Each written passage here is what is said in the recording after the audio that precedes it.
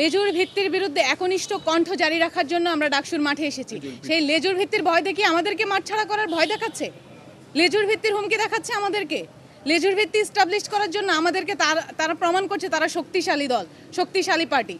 আজকে আমি তাদের চোখে চোখ রেখে বলতে চাই, আমরা দলীয় লেজুর ভিত্তিক ছাত্র রাজনীতির বিরুদ্ধবাদী স্টুডেন্টরা এখনো মাঠে বসে আছি, মাঠে অবস্থান করছি, রাজপথে অবস্থান করছি। কিসের দলীয় লেজুর ভিত্তির ভয় দেখাচ্ছেন আপনারা? কিসের মাদার পার্টি? কোথায় মন্ত্রীপাড়া? কোথায় লন্ডনের প্রেসক্রিপশন? কিসের ভয় দেখাচ্ছেন? আমরা এগুলো থেকে তৈরি হই নাই, আমরা মাঠে লড়াই করে করে তৈরি হয়েছি। আমরা অধিকার, রাজনৈতিক অধিকার, সামাজিক অধিকার, অর্থনৈতিক অধিকারের আওয়াজ তুলতে তুলতে আমরা তৈরি হয়েছি। আমাদেরকে কোনো ভাই ব্রাদার আমাদেরকে কোনো প্যানেলে মনোনীত করে নাই, আমরা নিজেরাই মনোনীত হয়েছি। আমাদের ভাই বোনদের ভালোবাসার সূত্র ধরে আমরা হলে হলে যাচ্ছি, আমরা আমাদের ভাই বোনদের কাছ পর্যন্ত যাচ্ছি। আমরা যখন তাদেরকে বাস্তবতাগুলো বুঝাতে পারছি, তারা দুঃখজনকভাবে স্বীকার করছে, আপু আমাদেরকে তো অন্যভাবে বোঝানো হচ্ছে, আমাদেরকে দলীয় প্রার্থীরা এসে স্বতন্ত্র শাস্তেছে। তারা কিসের স্বতন্ত্র? যারা ভাই ব্রাদার কোরামের রাজনীতি করে তারা কিসের স্বতন্ত্র? যারা বিভিন্ন প্রেসক্রিপশনে মনোনীত হয় প্যানেলে তারা কিসের স্বতন্ত্র? এবার তো স্বতন্ত্র রাজনীতির টুল চালু হয়ে গেছে। দুঃখজনকভাবে বলতে হলো, আমাদের ভাই বোনকে আমরা সেভাবে সর্বাঙ্গে সচেতন করতে না পারলেও আমরা অনেকটা আমাদের ভয়েস রেজ করে ফেলেছি। আমরা ইনশাল্লাহ 9 তারিখ আমরা মনোনীত হই বা না হই, আমরা অলরেডি বিজয়ী, কারণ দলীয় লেজুর ভিত্তির বিরুদ্ধে আমরাই একনিষ্ঠ কণ্ঠ। আচ্ছা, এখানে আমি আরেকটু কয়েকটা ন্যারেটিভ মাঠে ছড়ানো হচ্ছে, এগুলোর একটু জবাব দিচ্ছি।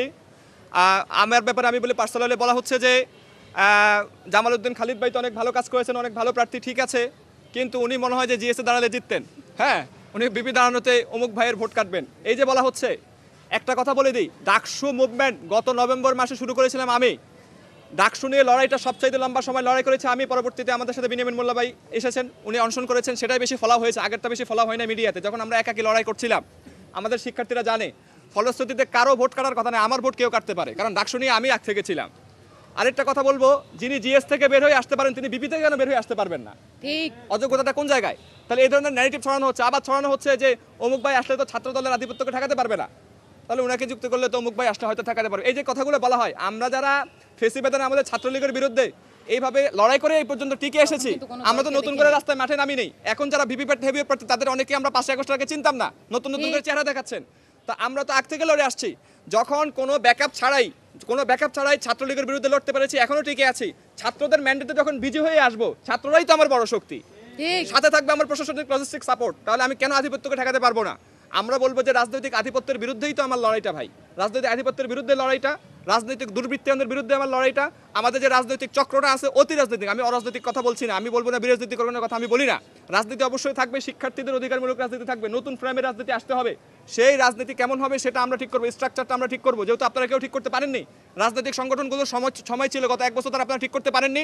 আমরা ডাকসু, এই জন্য আমরা ডাকসু মুভমেন্টে নেমেছিলাম, এবং ডাকসুর মাধ্যমে আমরা ছাত্র রাজনীতির নতুন ফ্রেম, নতুন কাঠামো, স্ট্রাকচার আমরা হাজির করবো ইনশাআল্লাহ। তো সেই সুযোগটা আমাদেরকে দিতে হবে, আমরা আশা করি ইনশাআল্লাহ আমরা পারবো।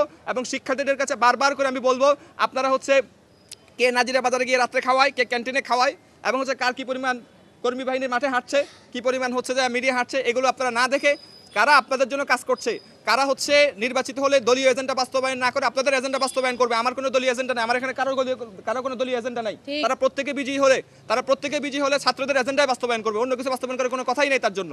ফলশ্রুতিতে অনেকে আবার আরেকটা কথা বলেন যে যারাই বিজয়ী হয় তারা নাকি পরবর্তীতে রাজনীতি যায়, মানে এখন মনে করেন রাজনৈতিক সাজে পরবর্তীতে রাজনীতিক হয়ে যায়। আরে ভাই, আমার তো এখনই রাজনৈতিক হওয়ার সুযোগ ছিল, আপনাদের যে দলের যারা ষড়যন্ত্র করছেন আপনাদের দলে যাওয়ার সুযোগ ছিল, আমরা তো যাইনি। আরেকটা কথা হচ্ছে যে রাজনীতি যদি করতে হয় সেটা 1 বছর পরে করলেও সমস্যা কি? আমরা শিক্ষার্থীদের জন্য 1 বছরের ম্যান্ডেট নিয়ে আসবো, 1 বছর কাজ করবো, তারপরে যে রাজনীতি করবো, সমস্যা তো নাই, ব্যক্তিগত কাজ করতেই পারে। কিন্তু এই ধরনের যে বয়ানগুলো ছড়ানো হচ্ছে, ন্যারেটিভগুলো ছড়ানো হচ্ছে, এগুলোর জবাব আমরা দিলাম। আপনারা সাংবাদিক বন্ধুগণ অন্যদের কাছে পৌঁছে দিবেন।